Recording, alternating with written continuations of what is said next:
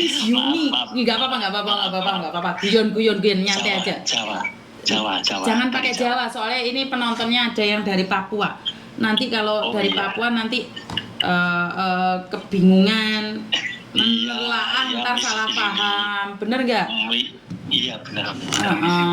Kalau saya kaget di telepon itu karena saya tidak butuh nama panggilan ya. Tapi sampean tiba-tiba telepon saya ngomong piye mau? Bu Miss Yuni. Lah ya Bu Miss Yuni ngono kuwi. Kecantikan saya nanti hilang, luntur loh Pak nanti, Bu. Iya wes. Gimana Pak? Iya. Gimana, ada yang bisa dibanting? Kalau dibanting ya repot. Waduh, iki Mau konsultasi. Oke, konsultasi tentang apa ini Bapak Mas? Ayo weh, Bapak Mas. Mas. Iya, lanjut. Ya, ini aku punya temen pertama awal itu kronologinya ngajak kerjasama di sini. Nah, ternyata uang udah masuk semua, ditagih, malah nggak ada tindak lanjut yang baik, malah nantang kayak gitu. Terus? Lah ini orangnya kan di Taiwan. Kalau di WA itu, kalau di WA itu nggak punya etika baik. Siap. Uangnya 50. Lah orang itu gini, kalau pagi, sore, malam, terus sampai sekarang nggak ada tindak etika baik. Mau minta tolong Juni. Siap. Kalau bisa. Kalau bisa gimana? Data-datanya ada semua. Identitas KTP, terus sama uang transferan itu ada semua. Oke, kalau boleh tahu nih, kenapa berbisnis? Apakah pernah bertemu dengan orang tersebut, laki-laki atau perempuan? Perempuan. Posisimu ada di mana sekarang?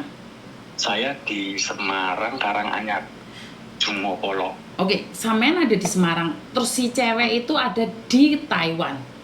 Iya. Bisnis apa kiranya membuat kamu ingin mentransferkan uangmu pada seorang yang tidak pernah kamu temu? Dulu pernah ketemu, dikenalin sama temen. Terus?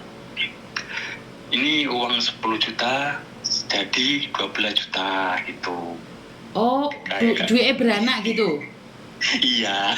Oh, duit anakan? Iya. Oh, dia itu menjalankan duit anakan, sampean tahu 10 juta jadi 12 juta? Iya. Oke, terus? Nah, terus tak transfer itu 25 juta, 10 juta. Dulu kan ada 70 juta, yang dikembalikan itu 20 juta, yang 50 sampai sekarang nggak bisa dihubungi. Bisa dihubungin tapi nggak direspon. Oke, terus? Lah ini kan keluarganya udah saya temuin tapi tidak ada etika baiknya, bukan urusan saya.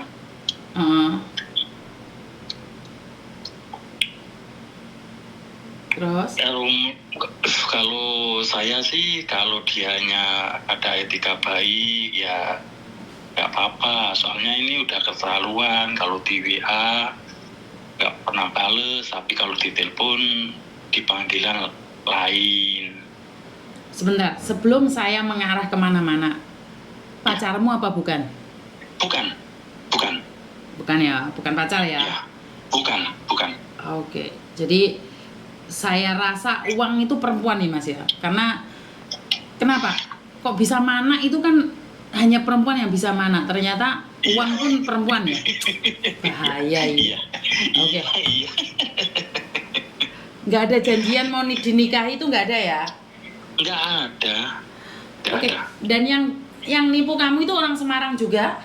Bukan, orang Sragen. Jawa Tengah juga. Ya Jawa Tengah, Sragen. Oke, nah ini bisnis. Aduh.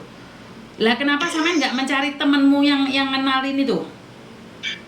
Dia ya juga ketipu.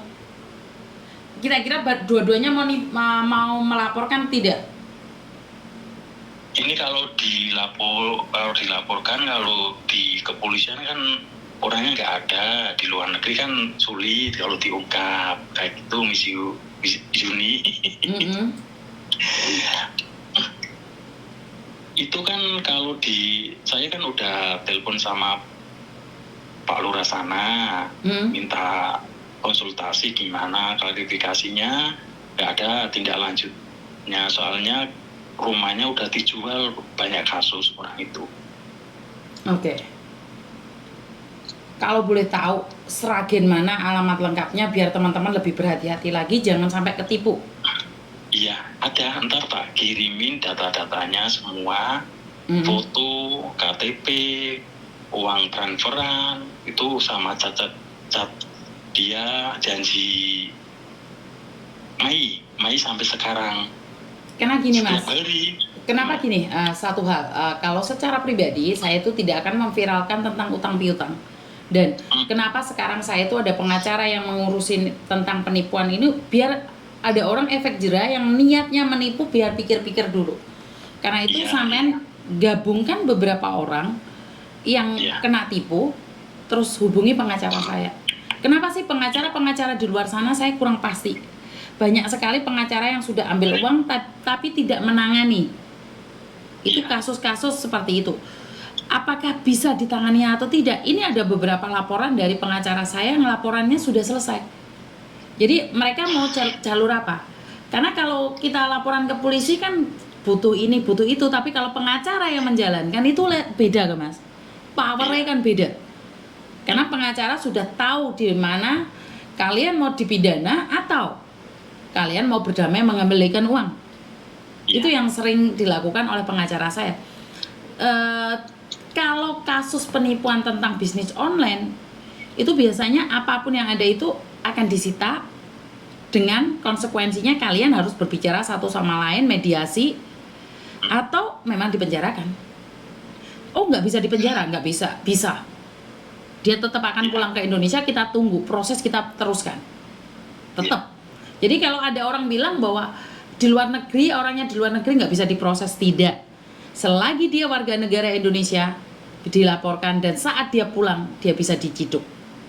Orang biar nggak nyepelek Mas. Orang-orang itu nyepelekan karena ada di luar negeri, mereka melakukan penipuan seenaknya mereka sendiri. Bener nggak sih? Iya, betul. Jadi menurut pendapatku, sampean sekarang gabungkan dengan teman-temanmu, tak kasih nomor teleponnya pengacaraku, dan ingat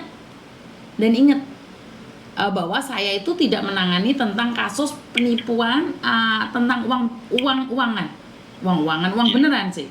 Jadi itu saya akan serahkan pada pengacara saya, karena secara teknisi untuk di Indonesia saya itu lemah, saya tidak punya pengalaman. Jadi saya kasihkan nomor pengacara saya, tolong hubungi dan konsultasi langsung dengan pengacara saya. Iya. Oke, buktinya jangan sampai hilang ya. Iya, enggak. Ini soalnya itu kan uang saya ngadain surat tanah. Kan awalnya kan dia tahu uang surat tanah sertifikat tak masukin ke BPR 50 juta kan buat modal dia. Gini kayak itu loh, kayak lincah gitu kalau ngomong itu. Tertarik lah, bilangnya kayak gitu, terus lah, ternyata dianya langsung diem. Iya, karena penipu itu kan ngomongnya lihai, halus, lembut Mas. Kalau saya kan ngomongnya arogan, tapi saya tidak akan ada tipu-tipu gitu loh. Kalau iya, enggak. Tapi penipu tidak Mas. Penipu itu ngomongnya bahasanya halus karena mereka sudah terbiasa menjadi roh halus. Sementara saya tidak. Saya katakan itu. Jadi bukan masalah ilmu apapun. Karena kalian itu tidak mau menerima kenyataan. Saya mengatakan dengan keras dikiranya saya arogan. Bukan. Agar kalian itu berpikir, pacar online, bisnis online, kok percaya? Sampean wedok tak cekel rambut tak jentus nih Mas. Saking sampean lanang, ndo. Ndo piye to? Lho saya tuh ngomongnya apa adanya karena yang tulus dikira modus, yang modus dikira tulus karena lincahnya ngomong itu Lincah, tadi. Ya. Betul. Iya. Kalau saya suka ya silakan, nggak suka ya skip wong. Channel YouTube itu bukan cuma saya satu orang. Kalau kalian merasa saya arogan ya boleh pindah, cari yang lembut-lembut, bener nggak? Betul, Nah, betul. saya nggak maksain, oh channel ini memang channel ra jelas kok, bener nggak? Nah, sekarang sampean tak kasih nomor pengacara saya, hubungi dia. Dia kayaknya 24 jam sih. Kalau kasus-kasus kayak gini, sampean kirim semua surat-suratnya, kronologinya, ceritakan. Iya. Oke? Wes. Siap. Matur nembah nuwun ya Mas ya. Iya, siap. Terima kasih. Teman-teman, karena gini loh, yang tulus awalnya itu pasti nekek di belakangnya, nyendak di belakangnya. Sama kayak telo gitu. Omongannya manis tapi nyereti. Bener nggak? Karena itu jangan mudah tertipu. Mana ada uang 1 juta iso meteng loro kembar.